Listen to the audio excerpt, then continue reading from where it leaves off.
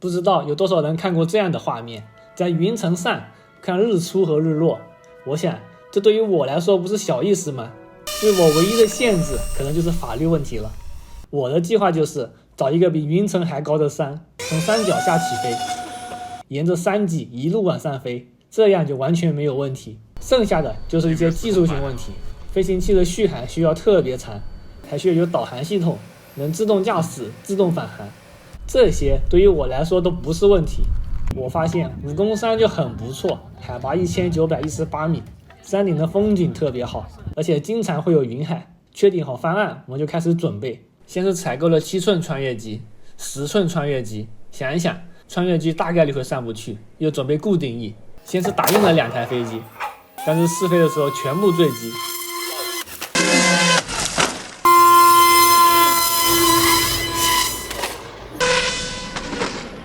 后来决定还是使用相对稳定的方案，我可不想跑几百公里去做炸机实验。无人机上加装了飞控、GPS， 全部调试完成。我们还给飞机设计了一个可以携带物资的空投装置。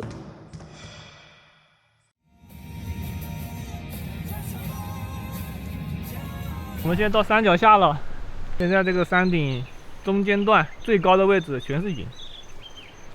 现在太阳下山了，明天我们准备从这个村子里面一路飞到山顶上去。我们准备拿这2个蛋，里面挂点饼干、巧克力啥的，然后把物资直接运送到山顶。用这个飞机刚好挂了2个，这个可以打开来，它是空心的，里面是空心的，可以挂饼干。我们直接用这个小飞机带一些物资直接上山顶。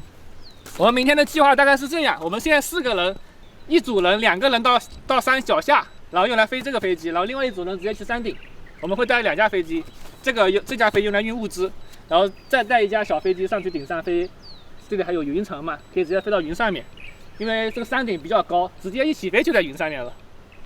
出发前先进行了飞行测试，由于螺丝没有拧紧，飞机直接分头行动。在找配件的途中，航拍机又坠机了。这一次验证测试是我们坠机次数最多的一次了，飞机报废了4台。出发上山，然后明天你们给我们带物资上来，我就带一架小飞机就好了。没问题，没问题。有需要就对讲机呼叫。虽然这个脚被刮了一下，应急救援一下，纤维胶、卫生纸啊，这样就撑着不会痛了。可以，没问题。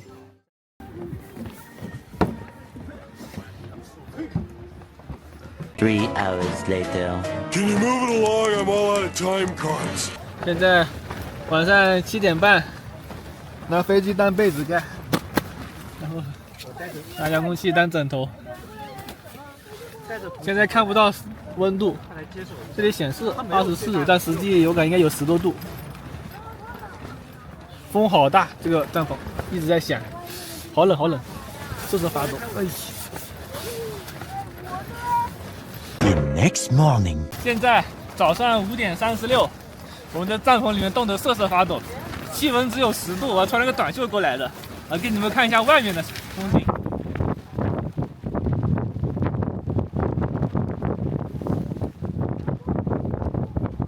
第2天天亮之后，晴空万里，没有一点云。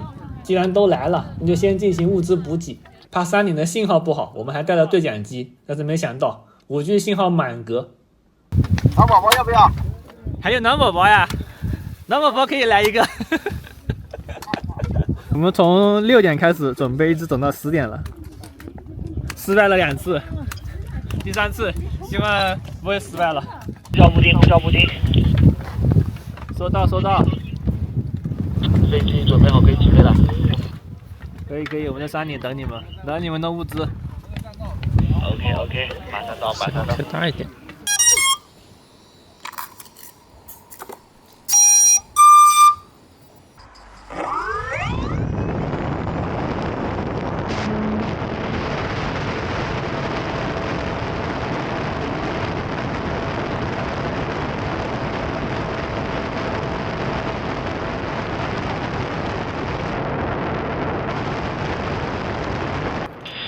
在飞机高度700米，全部电压22.6，单片电压3.78，距离起飞点1.32公里，飞机爬升率是6.0。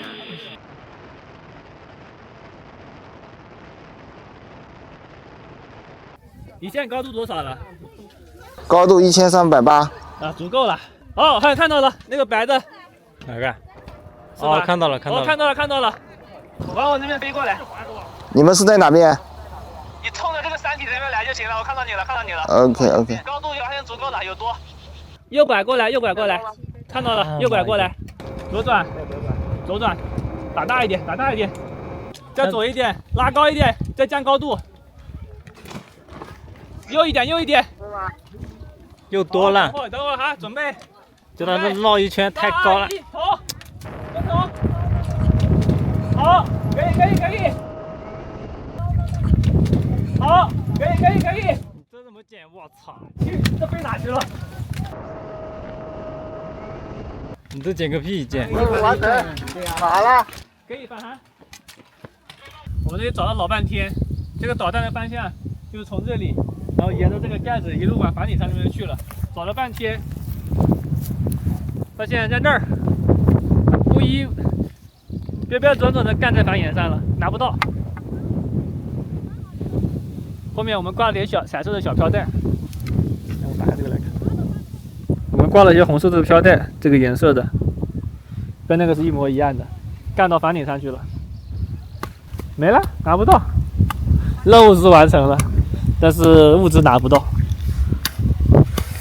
飞行特别顺利，从山脚下飞到山顶只需要5分钟，但是空投的时候，由于山体是一个斜面，山顶风又特别大，一直找不到空投物资，最后发现空投到山顶的一个房子上了。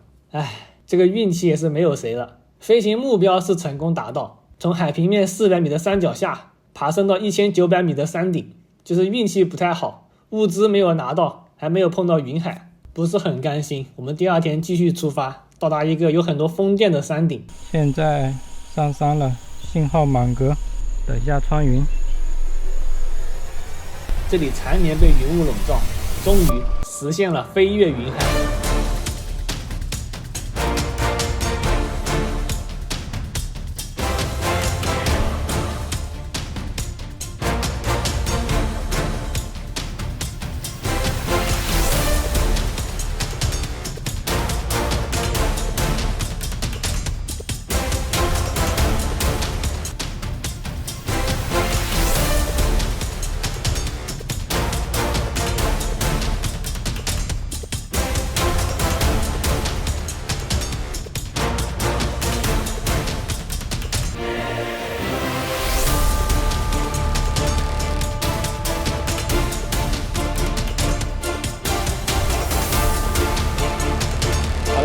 以上就是本期视频的全部内容，感谢您的点赞和关注支持，您的支持对我更大动力。我是布丁，我们下期视频再见，拜拜。